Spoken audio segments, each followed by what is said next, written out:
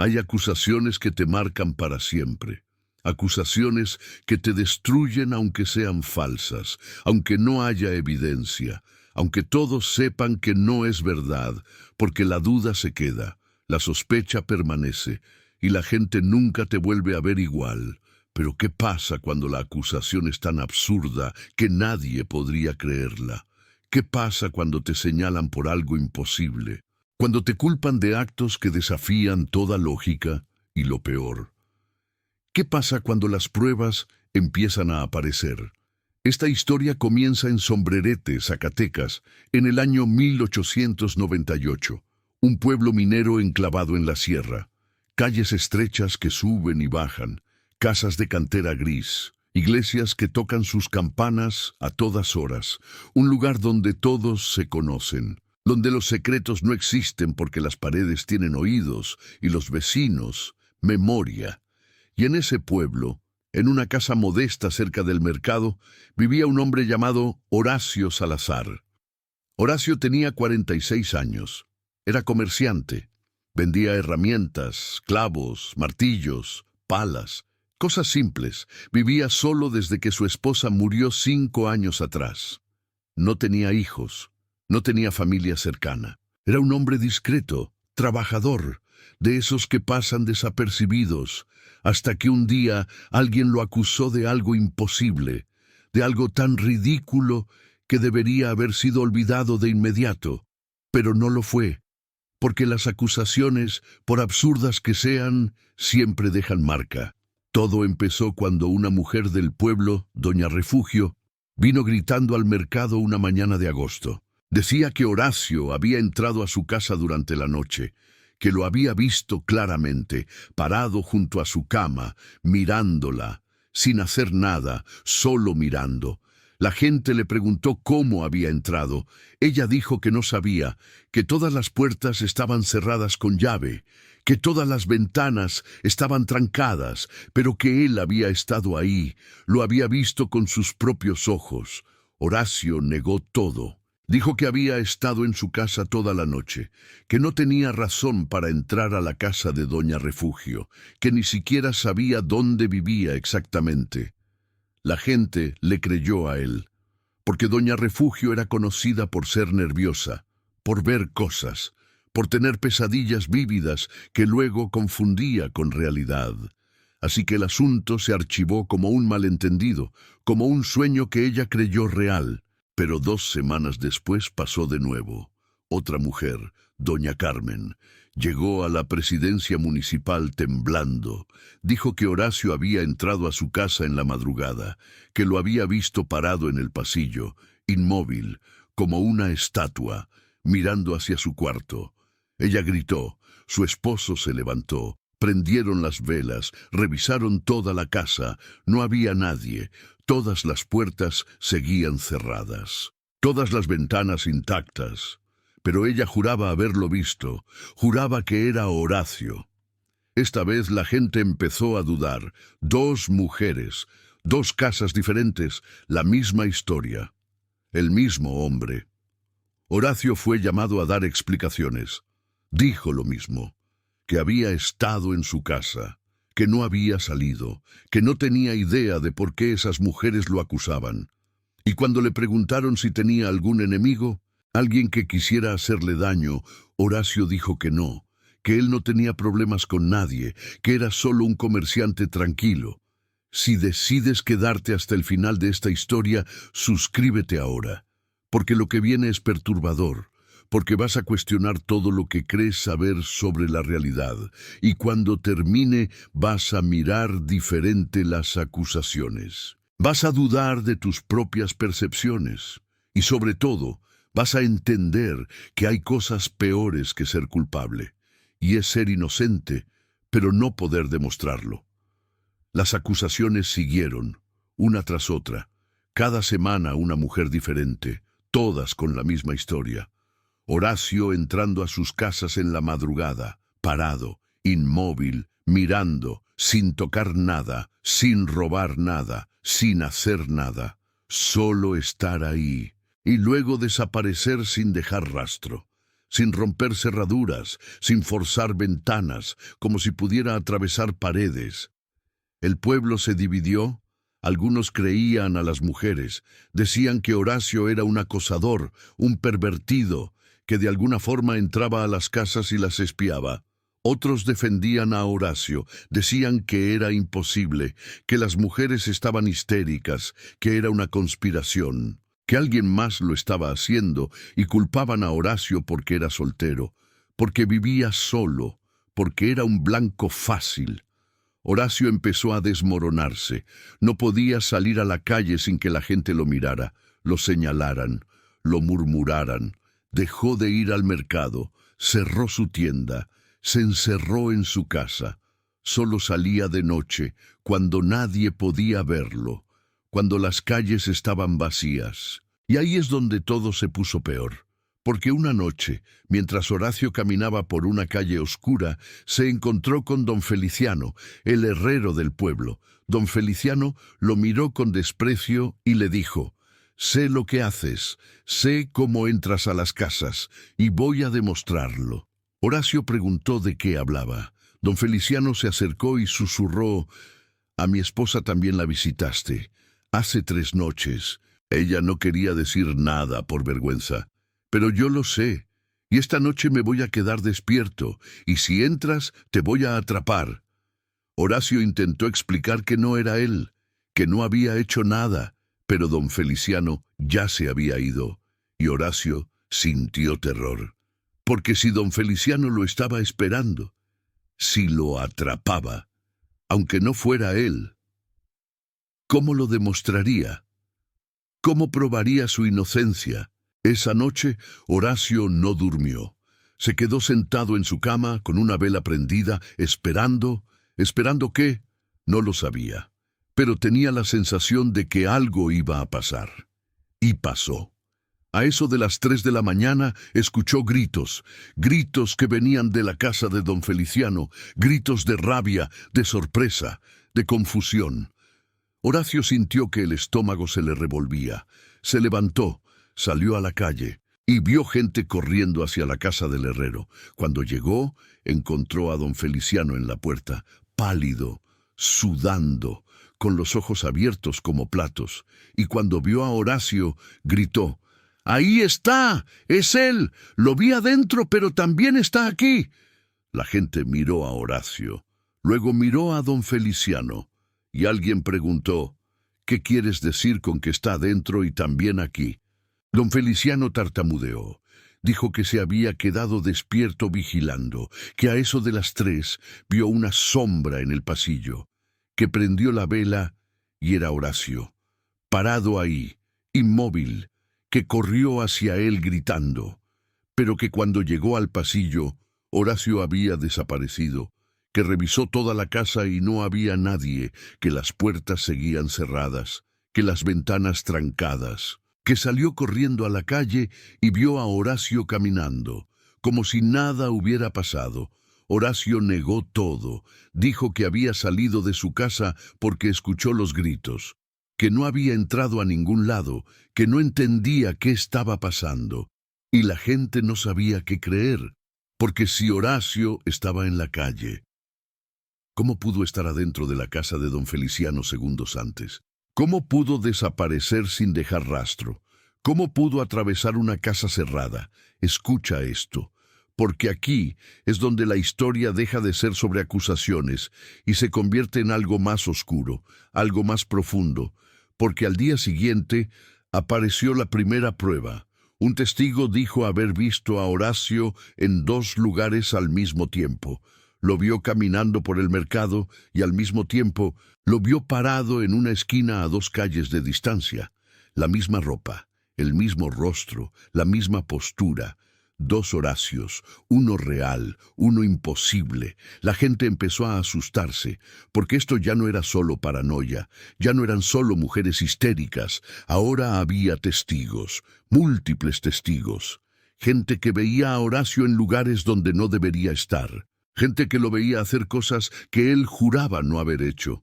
Y lo más aterrador era que las pruebas empezaron a acumularse, huellas de botas fuera de las casas, huellas que coincidían con las botas de Horacio, rastros de tierra, fibras de ropa, todo apuntaba a él.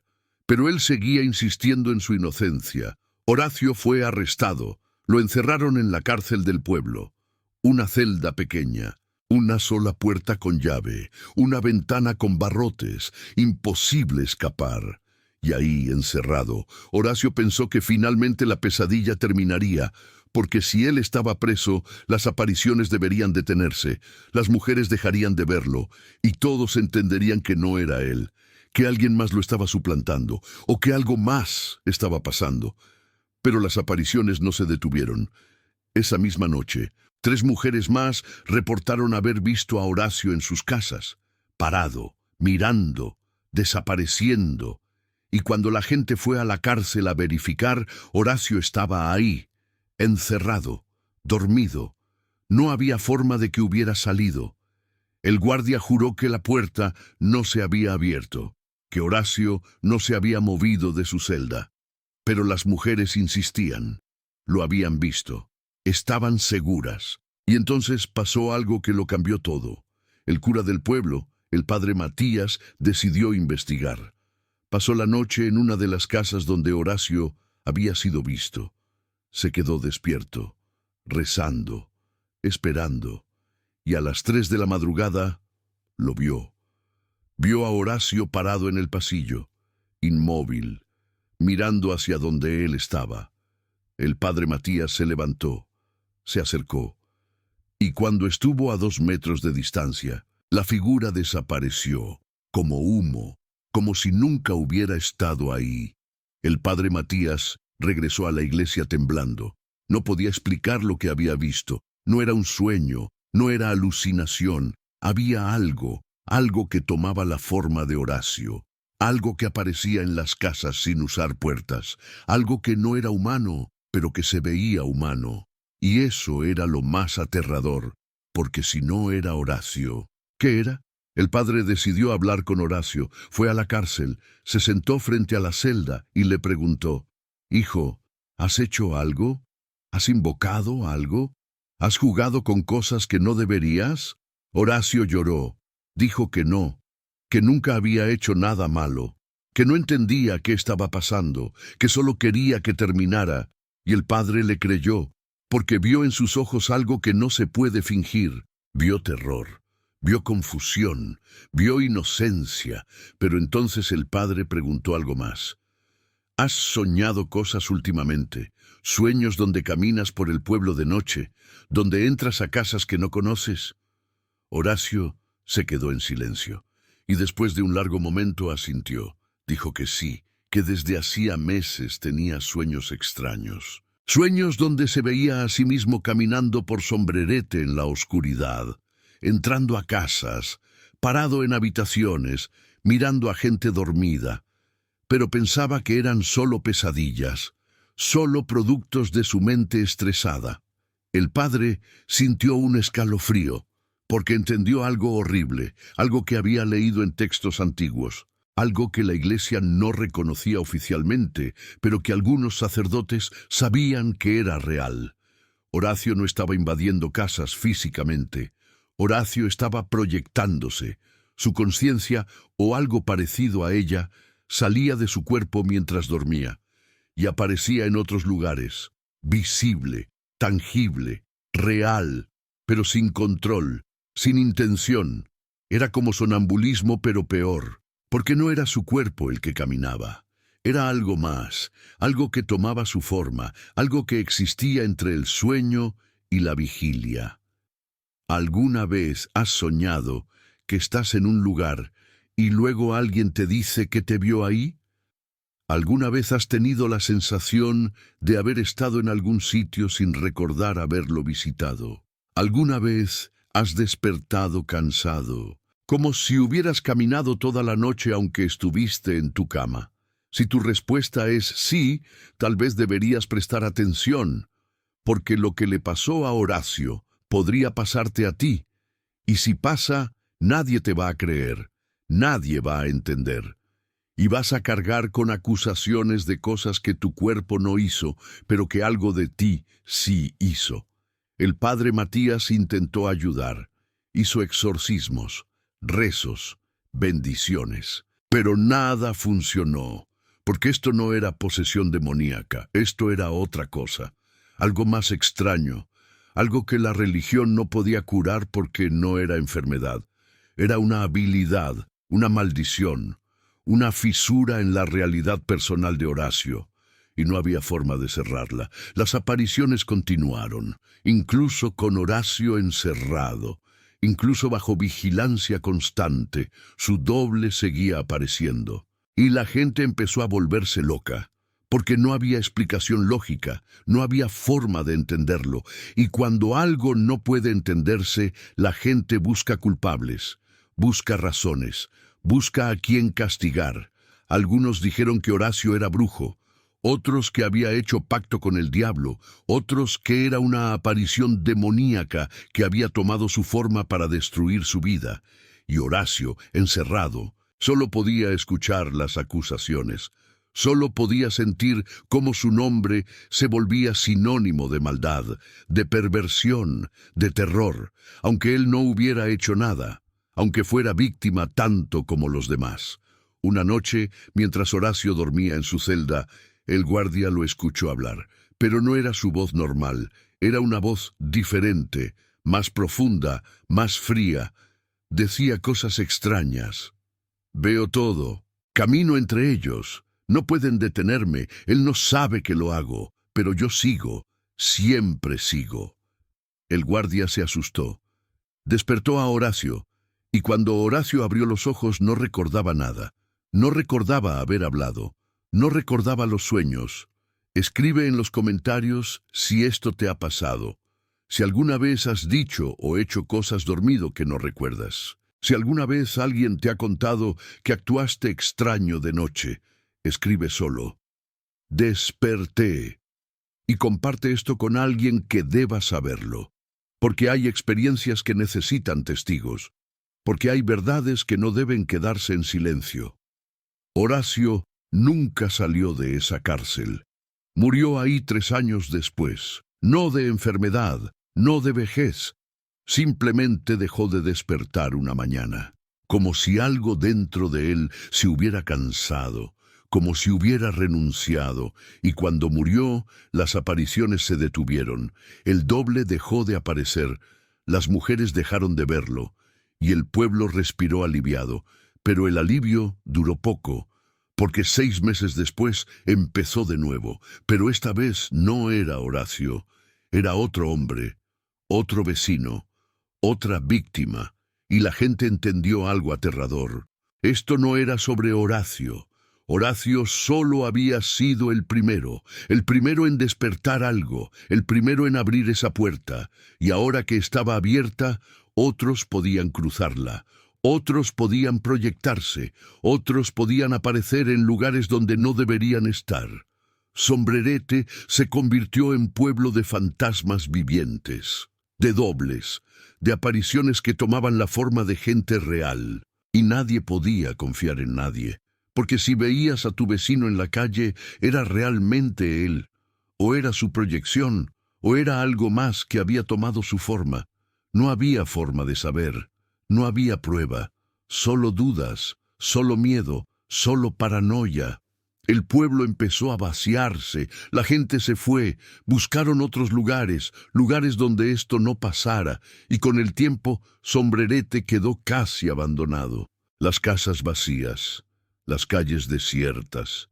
Solo quedaron los que no podían irse, o los que no querían admitir lo que estaba pasando. Y ellos viven ahí todavía, viendo dobles, viendo apariciones, viviendo en un lugar donde la realidad se rompió hace más de 100 años y nunca se reparó. Hay teorías sobre qué causó esto. Algunos dicen que fue la minería, que excavaron demasiado profundo, que rompieron algo en la tierra, que liberaron algo antiguo. Otros dicen que fue un castigo divino, que el pueblo había pecado y esto era su penitencia, pero la verdad es que nadie sabe, y tal vez sea mejor así, porque hay cosas que, cuando las entiendes, se vuelven peores. Lo que sí sabemos es que Horacio era inocente, era víctima. Era el primer portador de algo que nadie podía controlar. Y murió odiado, murió acusado, murió creyendo que había hecho algo mal, aunque nunca lo hizo conscientemente. Y esa es la verdadera tragedia. No que algo lo usara, sino que nadie le creyó, que murió solo, confundido, castigado por crímenes que su conciencia cometió sin su voluntad. Piensa en esto antes de acusar, antes de juzgar, antes de señalar, porque a veces las explicaciones más locas son las verdaderas. A veces lo imposible es lo que está pasando, y a veces la gente que parece culpable es la más inocente de todas, porque están atrapados, porque no entienden, porque algo los usa sin que lo sepan. Y ahora, antes de irte, pregúntate algo. ¿Estás seguro de dónde has estado? ¿Estás seguro de qué has hecho? ¿Estás seguro de que solo existe una versión de ti? Porque si Horacio pudo proyectarse sin saberlo, si su doble pudo aparecer en lugares donde él no estaba, entonces tal vez tú también puedes. Tal vez ya lo has hecho y simplemente no lo recuerdas.